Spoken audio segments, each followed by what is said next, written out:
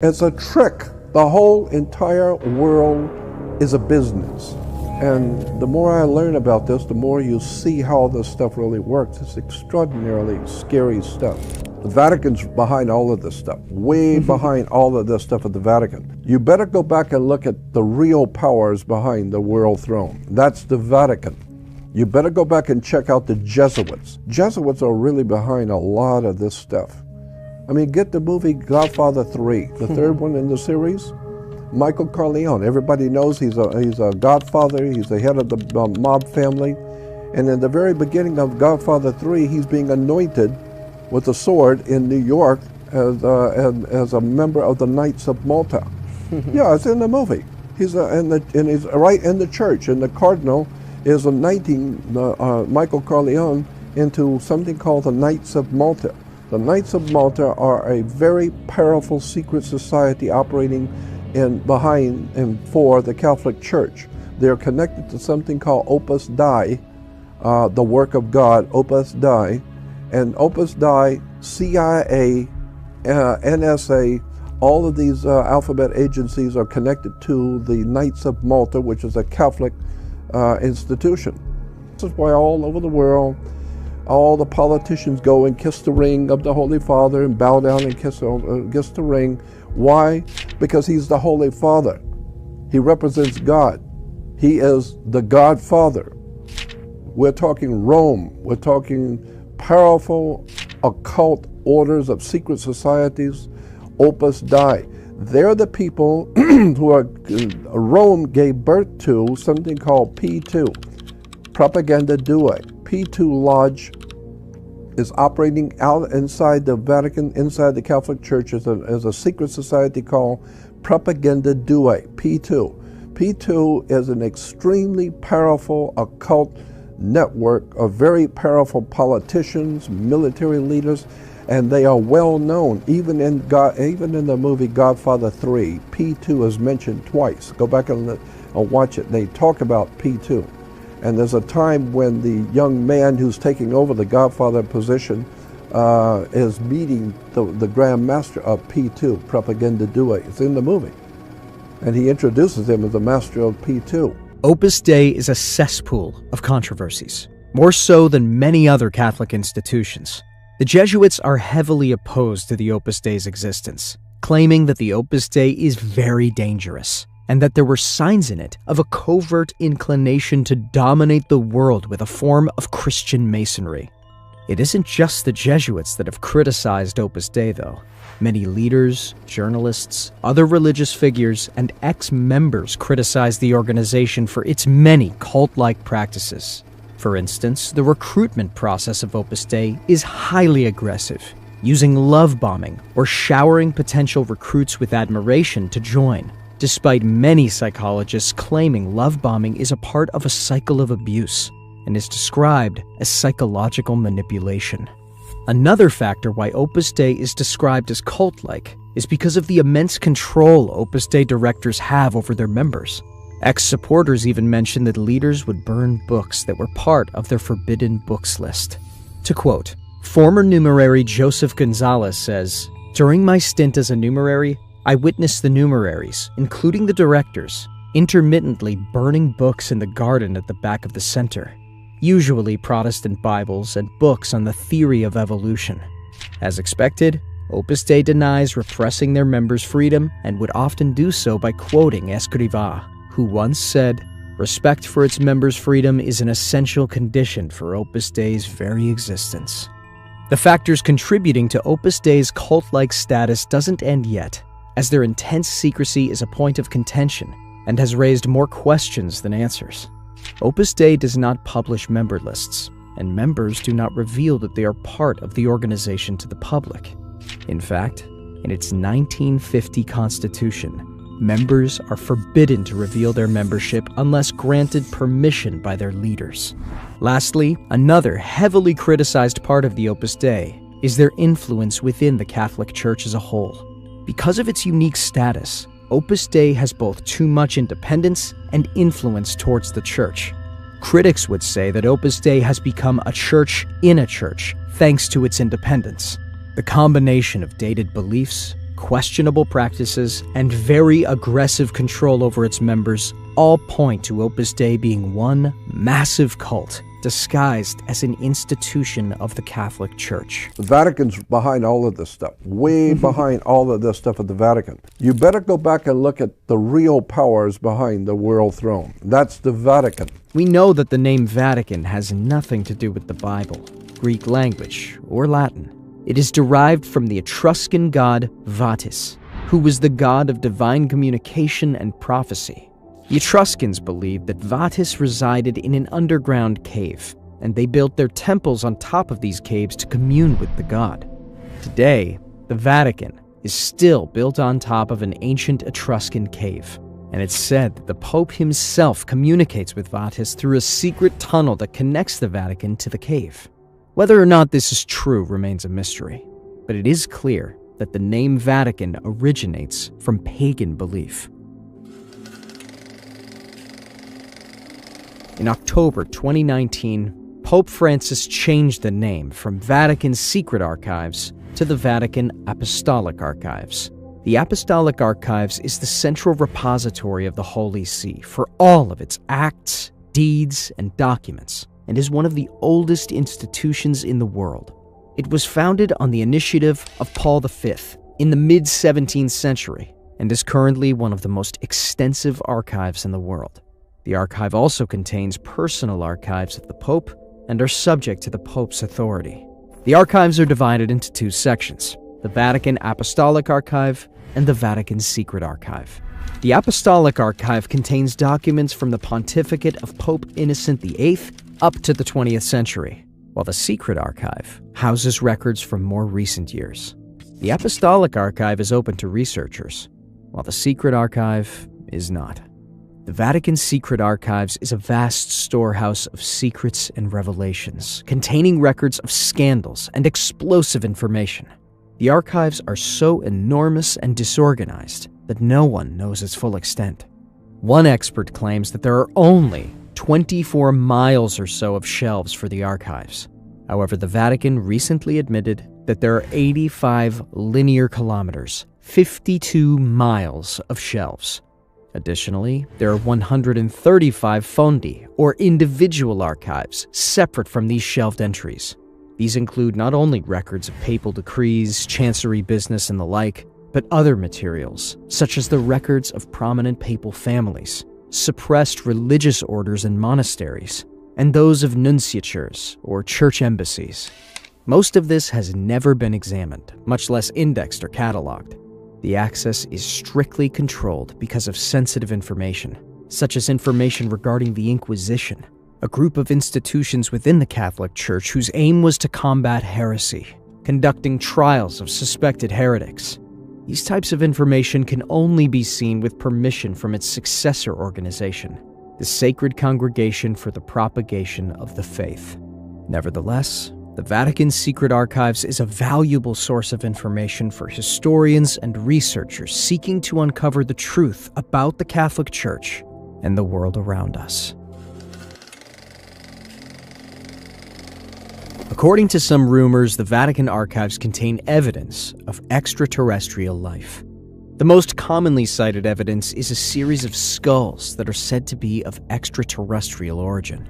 Some people believe that the Pope is in league with these aliens, and that they are working together to implant everyone on Earth with computer chips. While there is no concrete evidence to support these claims, they remain a source of fascination for many people. If the rumors are true, it would mean that the Vatican is sitting on one of the biggest secrets in history. Perhaps one day we'll know the truth, but for now, the Vatican remains tight-lipped on the matter of the extraterrestrial. In 1891, Pope Leo XIII released an encyclical that would profoundly impact the Catholic Church. The document, titled Rerum Novarum, translated to Of All New Things, was a scathing critique of the Industrial Revolution and its effects on workers. Leo argued that the new economic system was exploitative and unjust, and he called for sweeping reforms to protect workers' rights. The encyclical caused a stir within the Church and sparked a debate about the papacy's role in social and political affairs. In the years that followed, papal encyclicals became increasingly common as popes used them to speak out on various topics, from poverty and war to contraception and abortion. Today, papal encyclicals are an essential part of the Catholic Church's social teaching and continue to shape our understanding of the world around us.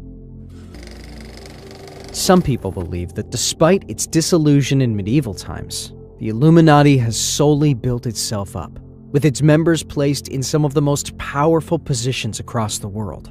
One such powerful office is the Vatican, where many prominent members are believed to be part of the Illuminati. The idea of the Illuminati controlling everything may seem far-fetched to some, but when you consider the evidence, it makes a lot of sense.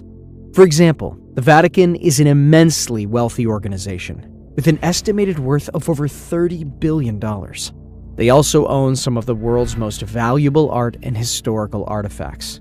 Given their vast wealth and influence, it's not hard to believe that they could be behind some of the world's biggest conspiracies. So next time you see something strange going on in the world, don't be so quick to dismiss the idea that the Illuminati could be behind it. The Third Secret of Fatima is a controversial document hidden within the Vatican archives.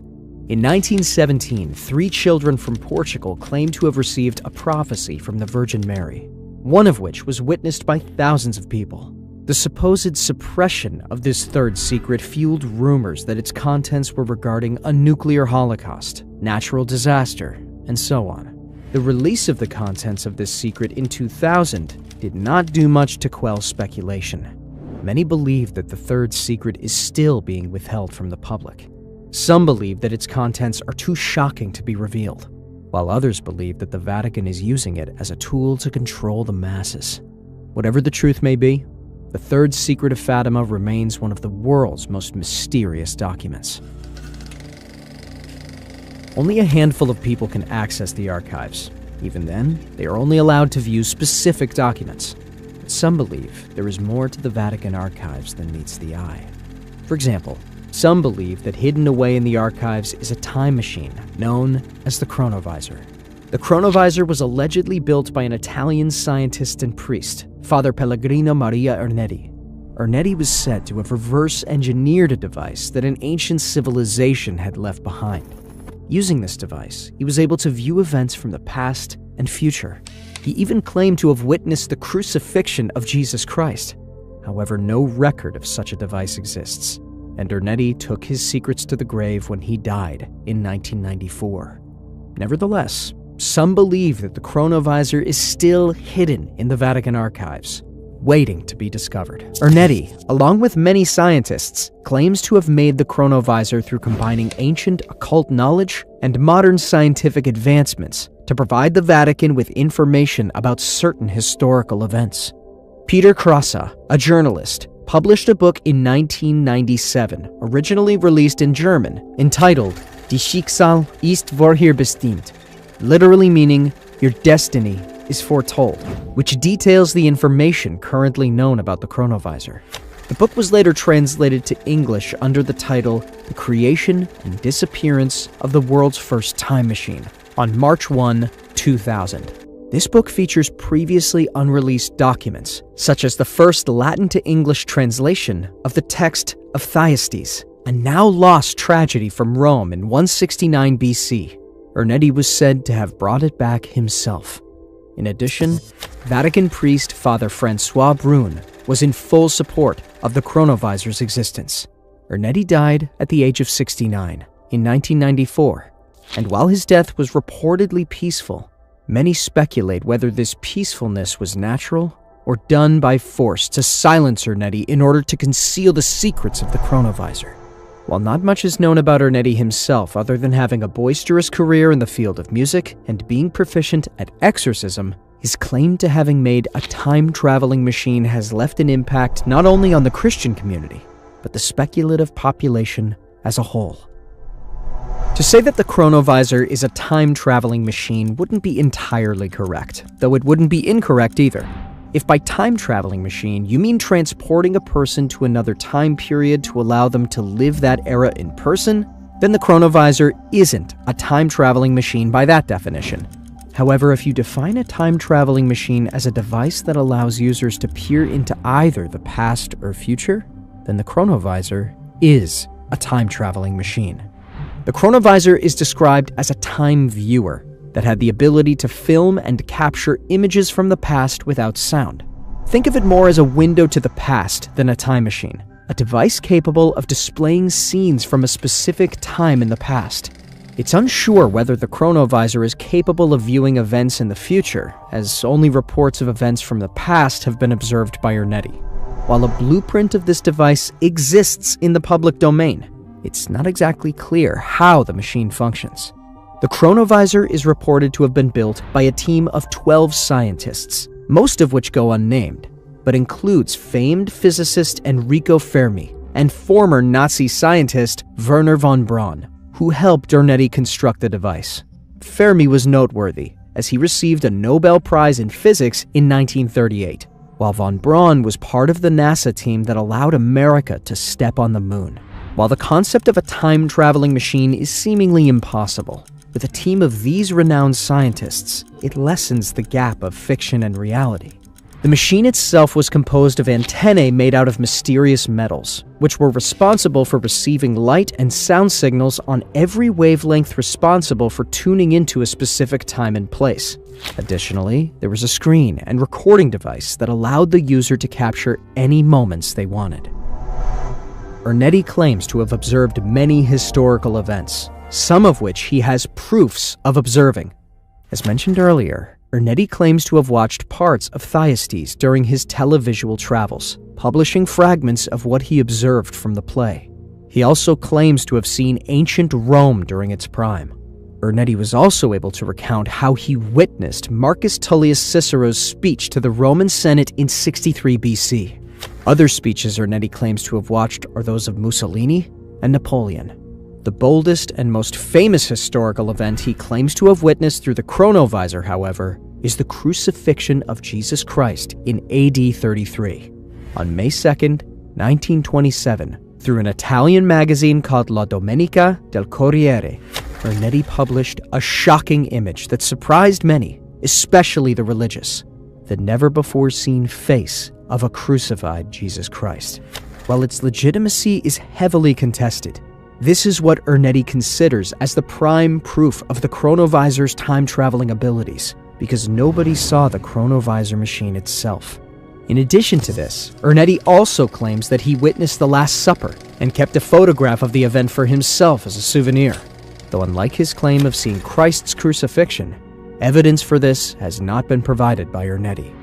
The Vatican has been silent on the issue of the chronovisor, though many speculate that the Vatican may have forcefully silenced Ernetti to ensure that a time-traveling machine remains a secret to the public while being exclusive to the Vatican's possession. It's been rumored that Ernetti went back in time for the Vatican to capture exclusive images of historical Christian events, such as the crucifixion of Christ. The Society of Jesus was founded in 1540 by Ignatius of Loyola, a Spanish Basque nobleman. The Jesuits were initially created to be an order of missionaries, but they quickly gained a reputation for being fierce defenders of the Catholic faith. They were also known for their education and intellect, and they soon became one of the most powerful orders in the Church. The Jesuits answered directly to the Pope, but were also answerable to their superior general, the so-called Black Pope. Saint Ignatius of Loyola first used the title, with black referring to the Society's dark and secretive yet powerful nature. The Black Pope is a shadowy figure believed to wield incredible power behind the scenes of the Catholic Church. However, he is shrouded in mystery, with many theories about his true identity and purpose. Some believe he's the true power behind the Catholic Church, while others claim that he is just another figurehead with little absolute authority. The Black Pope is the head of the Jesuits, acting as the superior general, Praepositus Generalis in Latin, of the Order of the Jesuits.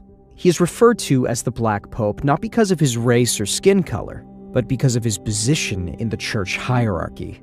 It is said that he is second in command after the Pope, making him one of the most influential people in the Catholic Church.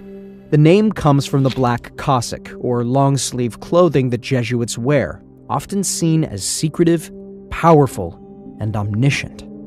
Although the superior general has authority over all society members, he typically leads through provincial superiors who report to him. Similar to other religious organizations, its power derives from the sacred vows that link members to communal life. After one of the superior generals retires or passes away, another will be elected by a body known as the General Congregation of Society. If a person is elected a superior general, they have that title for the rest of their life until they pass. However, the 35th General Congregation was called after the previous superior general decided to resign because of health issues. The current Black Pope, known by the name Arturo Sosa, ascended to the throne following the retirement of the 35th Superior General. He is a Venezuelan Catholic priest, elected to the position on October 14, 2016, replacing Adolfo Nicolas and becoming the Society's 36th Superior General. He holds the title for the first Jesuit leader to be born in Latin America. The Black Pope rules over Jesuits, and he has complete control over the order's finances, strategy, and diplomacy. In addition, the Black Pope oversees all Jesuit activities worldwide and reports directly to the Pope. The Jesuits are a controversial religious order, and the Black Pope is their most powerful and influential leader, automatically making him a highly controversial figure. He's believed to be the mastermind behind many of the Church's political machinations. As a result, various governments have banned the Jesuits throughout history, and their activities are often shrouded in secrecy. Despite his power and influence, the Black Pope is not well known to the general public. This is due to the Jesuits' emphasis on discretion and reluctance to attract public attention. Nevertheless, the Black Pope is a powerful and influential figure within the Catholic Church, and his actions can significantly impact the world. How much power does the Black Pope have? That isn't easy to say. Some believe he has great power and influence, while others believe his power is greatly exaggerated. While the truth may remain unknown to many, the Black Pope remains as a mysterious but respected figurehead in the Catholic Church. Because of the Black Pope's mystery and secrecy, many people have started rumors, myths, and even theories about the full identity of the Black Pope. Some are a bit more grounded, like the Pope being involved with the Illuminati, while some are more outlandish and fantastical, like the Black Pope being able to resurrect the dead. The following are the most famous rumors circulating about the Black Pope. 1. The Black Pope is a vampire. This rumor was started by people who feared the power of the Black Pope. Obviously, the Black Pope is not a vampire, although there are rumors floating around that the Black Pope is immortal. 2. The Black Pope is the Antichrist. This rumor is spread by those who believe that the Catholic Church is evil. The Black Pope is not the Antichrist, although he is a controversial figure. 3. The Black Pope controls the Illuminati. This rumor is spread by those who believe that the Illuminati is a real organization. The Black Pope does not control the Illuminati, although he is rumored to be involved with them. Whether or not the Black Pope is truly as powerful and influential as some believe him to be is up for debate, but there is no denying that he is a controversial figure within the Catholic Church, and his beliefs and actions continue to cause division among believers. The Jesuits are a Catholic religious order known for being very conservative and opulent. However, they have a long history of working behind the scenes to influence world events. The Black Pope is the head of this order and wields a great deal of power within the Church. Some people believe the Black Pope is a force for good. They point to his work with the poor and oppressed as proof of this. They also say he's a brilliant and cunning man who knows how to get things done. Others believe that the Black Pope is up to no good and think he's behind some of the Church's more controversial policies, such as its stance on birth control and abortion. Is the Black Pope a force for good or evil in the world? Only time will tell. In the meantime, we need to learn as much as possible about him and his motivations.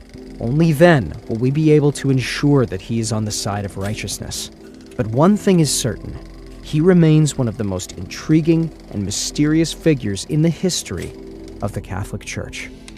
The Black Pope is a figure who continues to fascinate and mystify historians and observers of the Vatican. His story is one of power, corruption, and mystery, and deserves to be better known. The Black Pope is a symbol of the dark side of the Catholic Church, and his story is a warning to all who would seek to wield power within its walls. The Black Pope is a reminder that even the holiest of institutions can be tainted by human frailty.